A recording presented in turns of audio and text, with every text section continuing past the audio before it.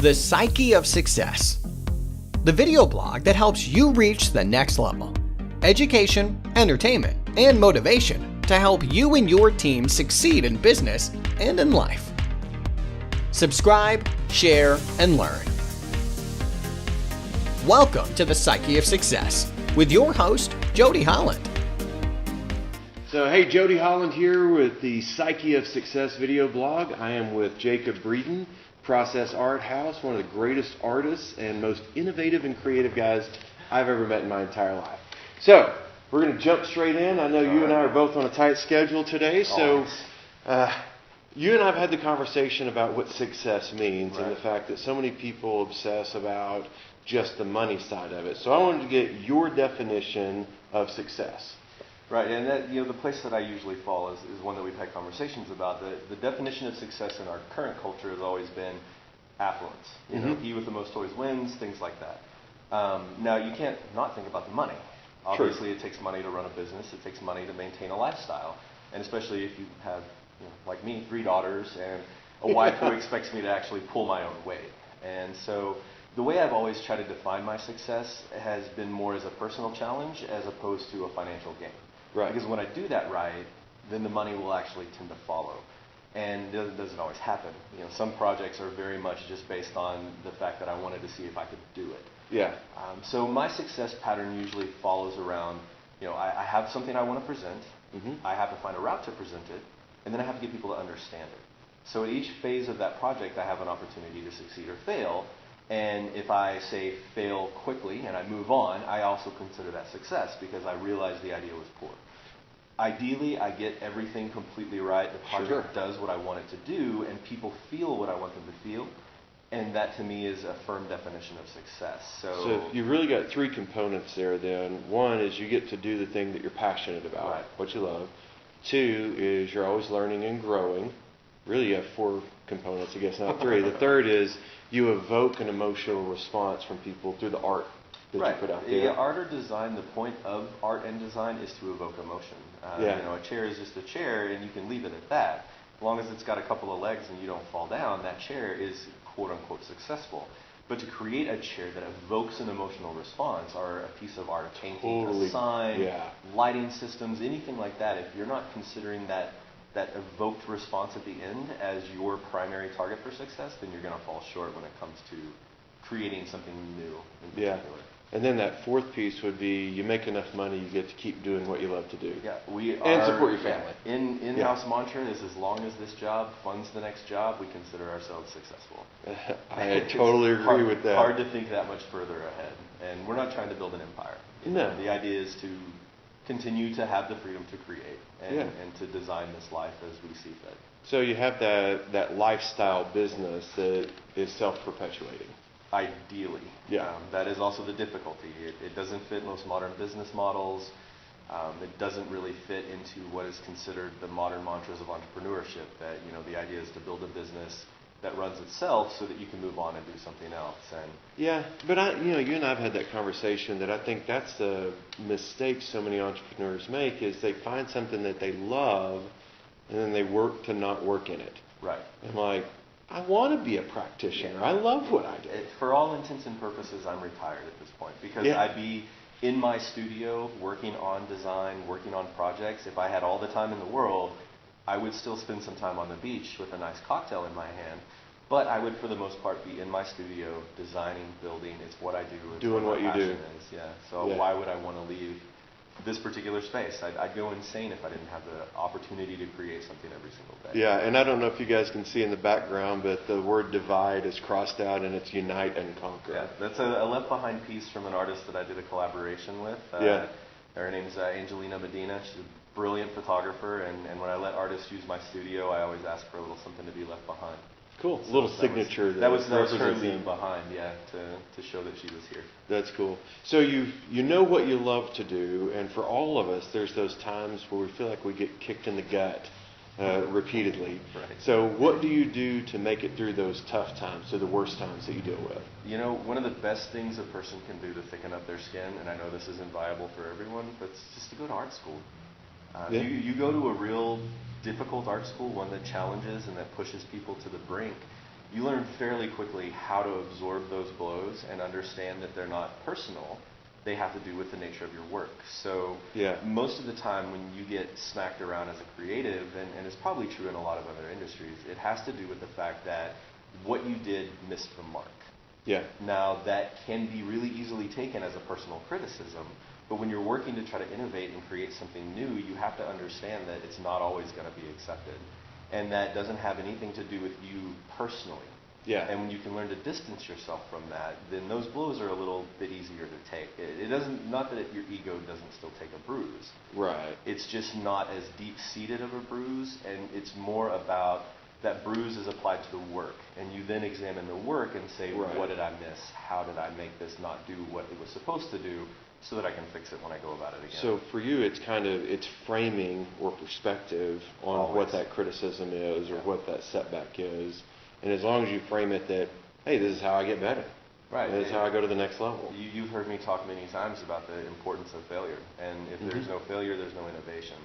And Absolutely. if failure is going to cause you extraordinary pain every time you wind up finding yourself in a place that failure happens, then some parts of this entrepreneurship and creative lifestyle may just not be the right thing for you. It may not be that your psyche is prepared for it just yet.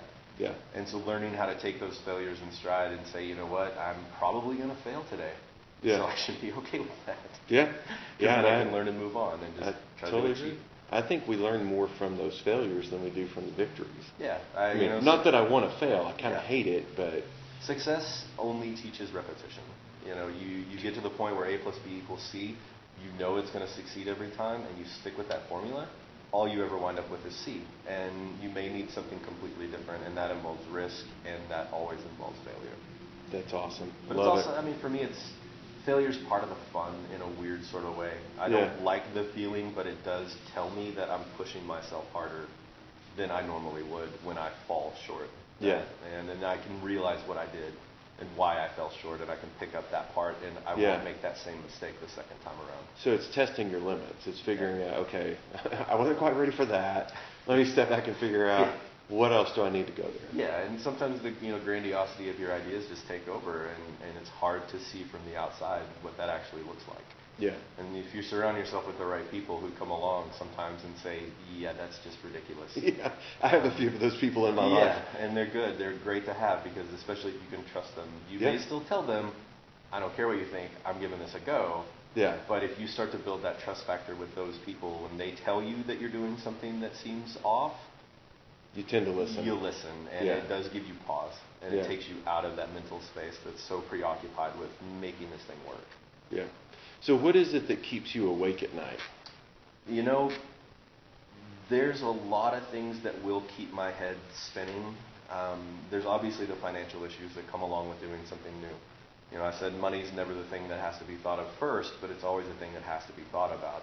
And knowing how to project forward when those financial windfalls are going to happen and when those financial dips are going to happen can be very, very stressful. So creating that kind of that leveling with your finances. Well, and it's just in our economy and the way our economy functions, if you don't have enough money to pay your bills, well, they start taking your things away. Yeah. And so you have to have that part. So typically if I'm experiencing high levels of stress, it's related to some financial situation. But then I also will typically sort of spin around in my head what it is that I'm trying to do next.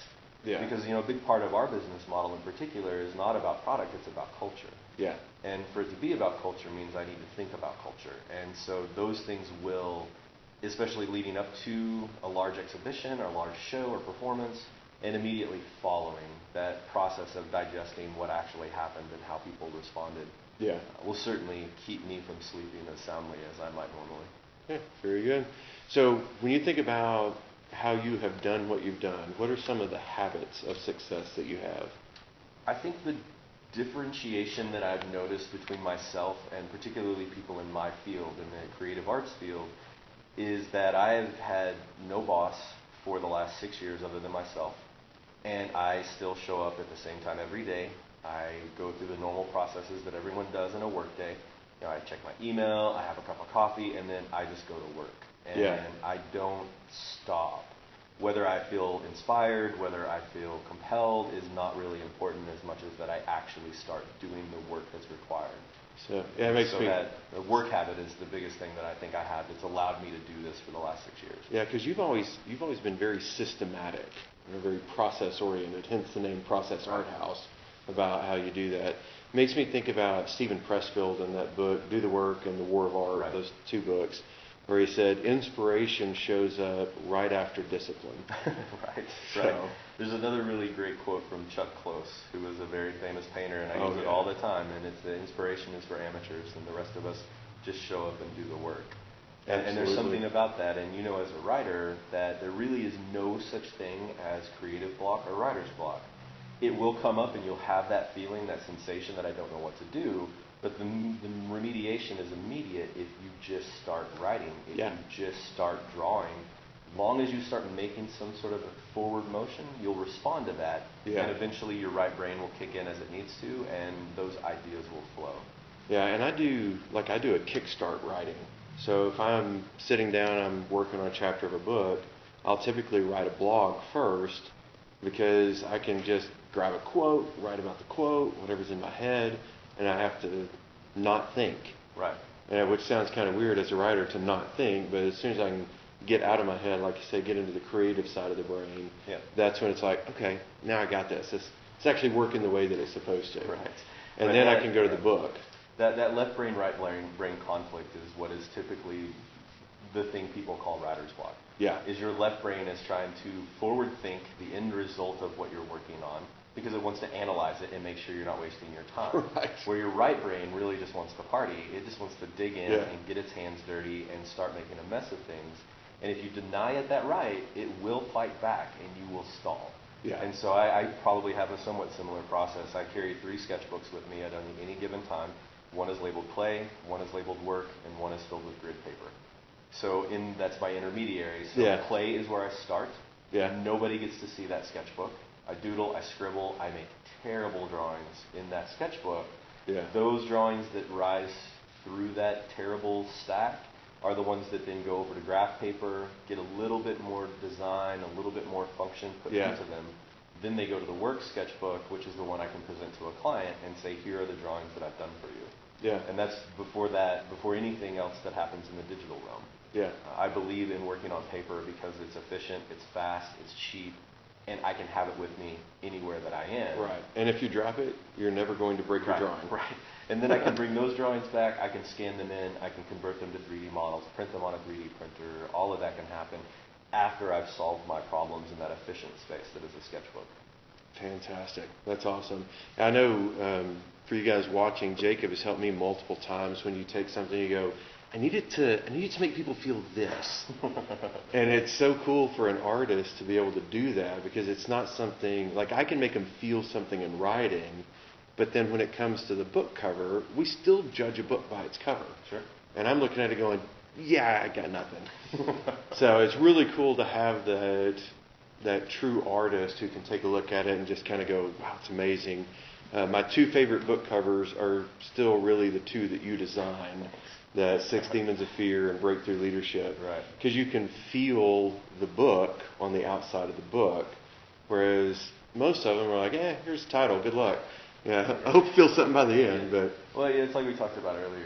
Design isn't, in my mind, actually functional without emotion. Right. And I agree. One of the things that makes artists and creatives and our type of people seem weird in society a lot of times and make us feel outcast and like we don't quite fit in and we're sort of a novelty sometimes. Yeah. Is because so much of what we have to deal with is emotion. And so I'm in my own head constantly. Yeah. Trying to figure out not only what I'm feeling, but why I'm feeling it. And then further down that line, how can I impart that feeling on someone else? Yeah. Like we've talked about before, it's art making and design for me is the same difficulty most people have in describing their dreams to someone else. Yeah. You can only give it so many words, and then they fall short every time. Yeah, because it's not here, it's here. And you can't explain it. You're like, well, it was this thing, but it wasn't the thing, and I was in this place, but it wasn't the place, and the colors were weird, but you have no real way to describe what that dream felt like to you. Right. And that's what I'm always trying to accomplish, whether I'm creating space for a party, whether I'm creating an object for space, whether I'm designing a book cover or an album cover or anything like that. Yeah. I'm trying to dig in, find the emotion that it needs to impart, and then figure out a way to like scream that emotion at everybody so that they feel it. Yeah. They have no choice but to feel it. Yeah, you need a megaphone inside of a megaphone these days to get people's attention. Yeah. And so you have to learn to sort of shout above the fray and give them something that they're looking for, whether they realize they're looking for it or not. Yeah, that's awesome. All right, last question I've got for you is, what is the best lesson that you have learned related to success that you could share with the viewers? So I think I'm still learning. I do believe that's a valid lesson, is that, you know, the moment you stop learning and the moment you feel like you've achieved your goal, the myth of the masterpiece, that at some point you were going to create this thing that is so perfect and so beautiful that you have achieved all of your goals, I think is a very dangerous myth. And I think one, as an artist, who would want to actually create that masterpiece? Once you've reached the top of your game and you're at that pinnacle, where else do you go? Yeah. So having that realization that your work is not singular in nature, that it's overarching over what you accomplish over your career. Yeah. So looking at your work and what you're trying to accomplish in terms of the long game allows you then to focus more clearly on the small little details that get you there. And those benchmarks are sort of a safety net. You know, I'm not looking to start today and end today as the most famous artist on the planet. Right. I'm looking to create a body of work that I hope someday will be seen as having merit, which means today what I need to do is take another step forward. And I might end up with 2 steps back, but I still took that 1 step forward. And welcome to downtown. Hey, yeah, welcome to downtown Amarillo. We've got some sirens in the background there.